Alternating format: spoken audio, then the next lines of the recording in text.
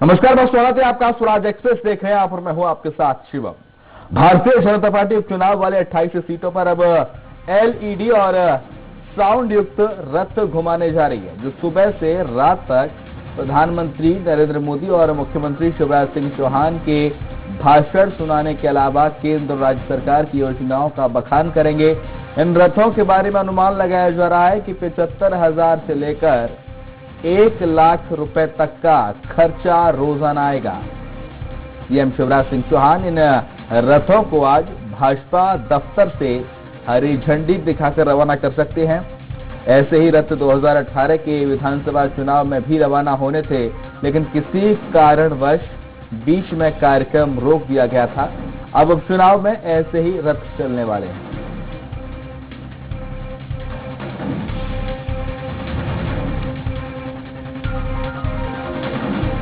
तो 28 विधानसभा सीटों के लिए आज रथ रवाना करेगी भारतीय जनता पार्टी। एलईडी और साउंड युक्त ये रथ होंगे और इस खबर पर ज्यादा जानकारी के लिए हमारे साथ हमारे संवाददाता अतुल शर्मा सीधे लाइव जुड़ गए हैं। 28 विधानसभा सीटों पर अतुल चुनाव होना है और चुनाव प्रचार के लिए भारतीय जनता पार्टी जोर आजमाइश में कोई कसर नहीं छोड़ रही और इसी सिलसिले में आज 28 विधानसभा चुनावों के लिए रथ रवाना किए जा रहे हैं। क्या खूबी, क्या खास बात इन रथों की? देखिए, बिल्कुल शिवम, उपचुनाव की जो मतदान की तारीख है उसका काउंटडाउन शुरू हो चुका है। 3 नवंबर को मध्य प्रदेश में 28 सीटों पे उपचुनाव होने हैं और ये उपचुनाव जो है इतिहास में पहली बार उपचुनाव है जिसमें जिम्मेदारी होगी कि मध्य प्रदेश के अंदर किसकी सरकार बनेगी, यानी कांग्रेस की सरकार रहेगी या बीजेपी की सरकार रहेगी। ये उपचुनाव जो है ये इस बार के जो है वो डिसाइड करेंगे। तो कहीं ना कहीं दोनों ही राजनीतिक दल, अगर कांग्रेस की बात करें तो कांग्रेस अपनी पूरी तरीके से ताकत के साथ चुनावी मैदान में है। बीजेपी की बात करें तो बीजेपी के पूरे दिग्गज पूरी ताकत जो है उपचुनाव के दौरान लगाए हुए हैं।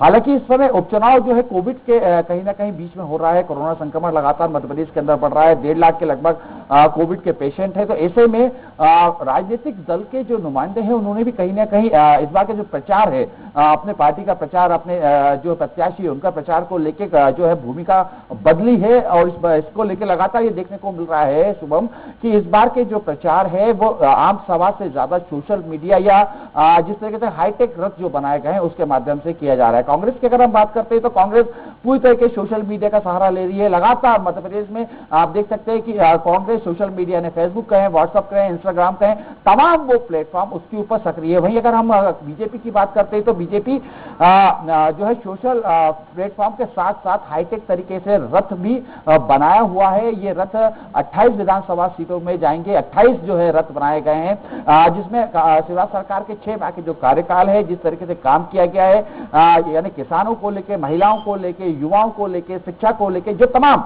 तरीके के काम किए हैं शिवराज सरकार ने 6 माह के, वो पूरी जो है इसकी जो है लोगों तक पहुंचाएंगे। लोगों से जो हाईटेक तरीके से एक स्क्रीन लगी हुई है, स्क्रीन के माध्यम से शिवराज सिंह चौहान लोगों से संपर्क भी करेंगे। उसमें एक वीडियो भी चलेगा शिवराज सिंह चौहान का जो लोगों से अपील करते हुए दिखाई देगा। साथ ही कमलनाथ के जो कुशासन, जिस तरीके से आरोप लगा रही है बीजेपी की 1.5 साल कुशासन के रहे, उसको लेके भी कहीं ना कहीं उसके अंदर एक पूरा बिंदु होगा। यानी कुल मिला के शुभम कह सकते हैं कि इस बार के जो चुनाव है वो दिलचस्प तो है ही है, लेकिन साथ में हाईटेक तरीके से भी चुनाव लड़े जा रहे हैं। हालांकि ये बीजेपी के लिए पहली बार नहीं है कि जब बीजेपी हाईटेक तरीके से चुनाव लड़ने जा रही है। अगर हम 2018 के चुनाव भी देखें तो बीजेपी ने 230 ऐसे ही हाईटेक रथ बनाए थे जो 230 विधानसभा सीटों पर गए थे। हालांकि 2018 के चुनाव में बीजेपी को आंशिक सफलता नहीं मिल पाई थी, लेकिन फिर भी एक बार जब मध्य प्रदेश के अंदर फिर से उपचुनाव है और 28 सीटों का रण जो है 3 तारीख को मतदान के रूप में लिया जाएगा और 10 तारीख को यह परिणाम होगा कि आखिर मध्य प्रदेश के अंदर सरकार किसकी है। तो ऐसे में सभी राजनीतिक दल, हम बीजेपी, कांग्रेस, बसपा, सपा, जो राजनीतिक दल इस मध्य प्रदेश में इस समय चुनाव मैदान में उतरे हुए हैं, वो तमाम वो कोशिश कर रहे हैं कि लोगों के बीच पहुंचे, अपने संपर्क साधे, लोगों तक अपनी बात पहुंचाएं। जिसमें सबसे महत्वपूर्ण शिवम इस समय हम देख सकते हैं कि सोशल मीडिया एक बहुत अच्छा प्लेटफॉर्म बन चुका है, क्योंकि जिस तरीके से मध्य प्रदेश के अंदर कोविड का एक संकट बढ़ा हुआ है तो लोग ऐसे सामाजिक दूरी के साथ राजनीतिक दल जिस तरीके से अपना प्रचार कर रहे हैं, उसमें कहीं ना कहीं सोशल मीडिया पे, फेसबुक और व्हाट्सएप का एक बहुत बड़ा जो है उपयोग किया जा रहा है। तमाम वो चीजें इस समय आपको फेसबुक और व्हाट्सएप पे, इंस्टा पे, ट्विटर पे मिल सकती हैं कि जिसमें राजनीतिक दल अपने प्रत्याशियों के लिए अपील करते हुए नजर आ रहे हैं। आखिर किस तरीके का उनका वचन है वो सोशल मीडिया में आपको कहीं ना कहीं मिल जाएगा, और इसी तरीके से आप हाईटेक रथ को भी लेके देख सकते हैं। जी ठीक है, बने रहिए हमारे साथ। भूपेंद्र गुप्ता, कांग्रेस प्रवक्ता, इस वक्त हमारे साथ फोन लाइन पर जुड़ गए हैं। भूपेंद्र जी, बहुत स्वागत है आपका। नमस्कार भैया। एलईडी युक्त, साउंड युक्त रथ भारतीय जनता पार्टी आज रवाना करेगी चुनाव प्रचार के लिए, आपकी पहली प्रतिक्रिया? देखिए, अनैतिक धन आपके पास हो तो आप कुछ भी कर सकते हो, उससे कोई फर्क थोड़ी पड़ता है। और अगर रथों से जो है और ये तमाशा दिखाने से कोई पार्टी चुनाव जीत सकती, तो 2018 में तो इन्होंने 2000 रथ घुमाए थे, फिर जनता ने इन्हें घर क्यों बिठा दिया, और अभी भी जनता इन्हें घर बिठा देगी। ये रथ तो जो है बंटवारा है अनैतिक धन का, एक हाथ से दूसरे हाथ में जा रहा है। लेकिन डिजिटली तो आप भी चुनाव प्रचार कर रहे हैं ना? देखिए, डिजिटली चुनाव प्रचार करना और वैभव का प्रदर्शन करना, इन दोनों बातों में अंतर है। ये जो साज सज्जा लेके जो निकल रहे लोग, तो इसमें है क्या तुम्हारे पास बताने के लिए? क्या ये बता सकते हैं कि इन्होंने जो है गरीब के आटे के पैकेट में से 4 किलो आटा चुरा लिया है? क्या इन्होंने जो है करोड़ों आदिवासियों को जानवरों के खाने लायक चावल खिला दिया? क्या इन्होंने जो है अस्पतालों में दवाइयां सप्लाई नहीं की, लोग मर रहे हैं? क्या अस्पतालों में लोगों को बेड नहीं मिल रहे? क्या ये बता सकते हैं उन रथों में? 6 महीने की महाकथा तो ये है, तो ये 6 महीने की महाकथा दिखाएं, जनता देख रही है इसको।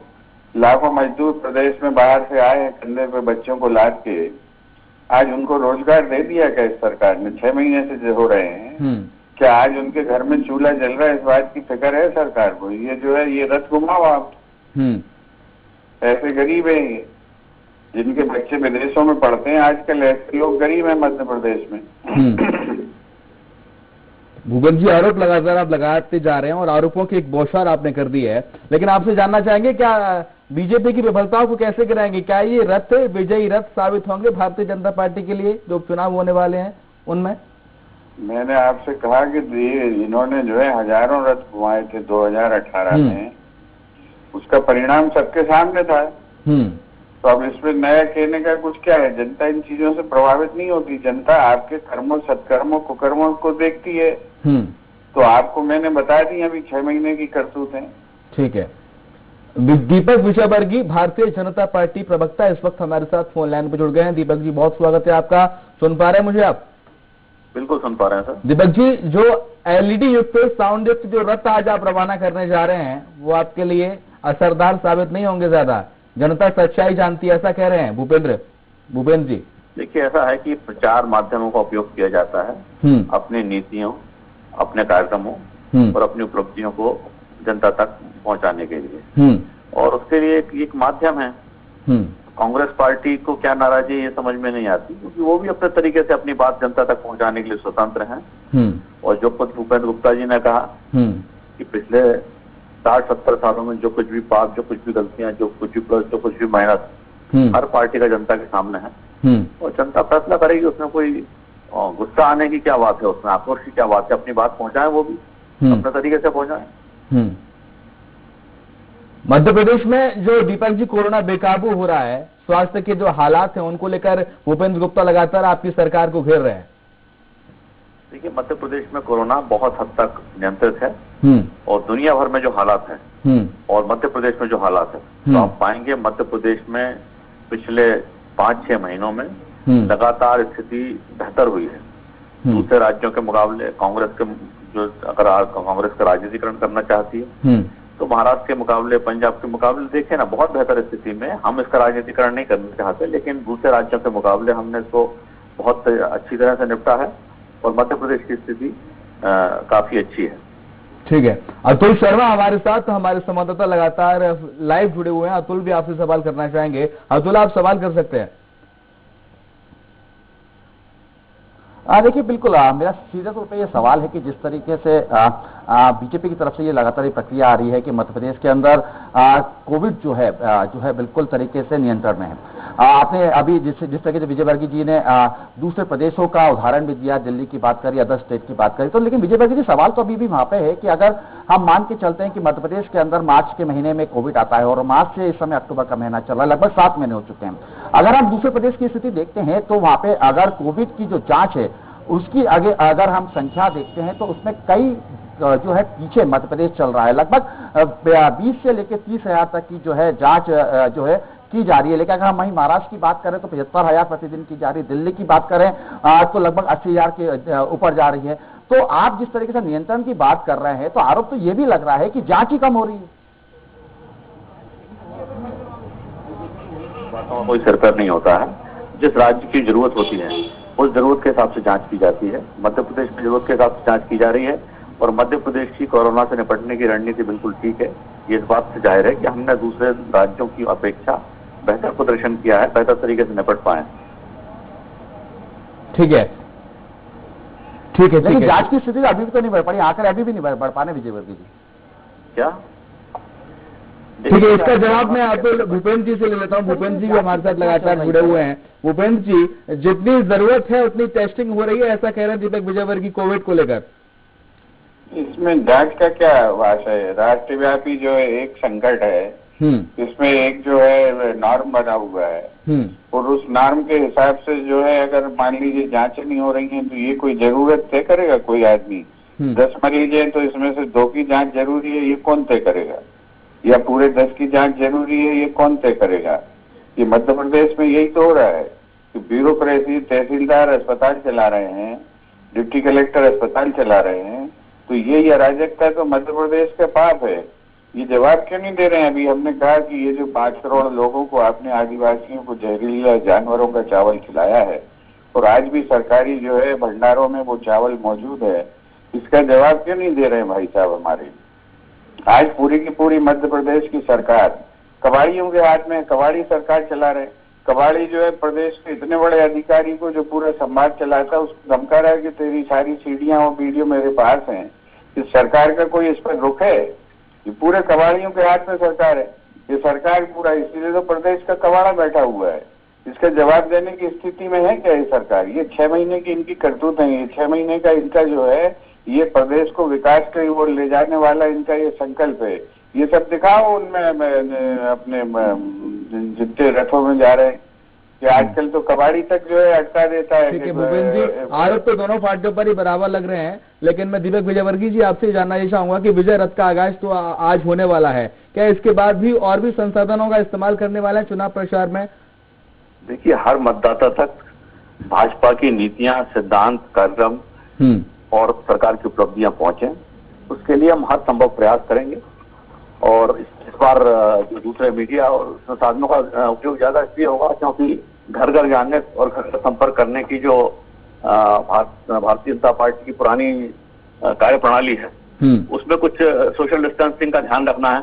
तो एक तरह से एक प्रक्रिया पे अगर थोड़ी सी कमी है तो हम दूसरे तरीके से उसको पूरा करेंगे, हर मतदाता तक अपनी बात पहुंचाएंगे। बहुत शुक्रिया भूपेंद्र जी आपका और दीपक जी आपका भी जुड़ने के लिए। हमारे साथ हमारे संवाददाता अतुल लगातार लाइव जुड़े हुए हैं। अतुल, आपका भी बहुत शुक्रिया जानकारी के लिए।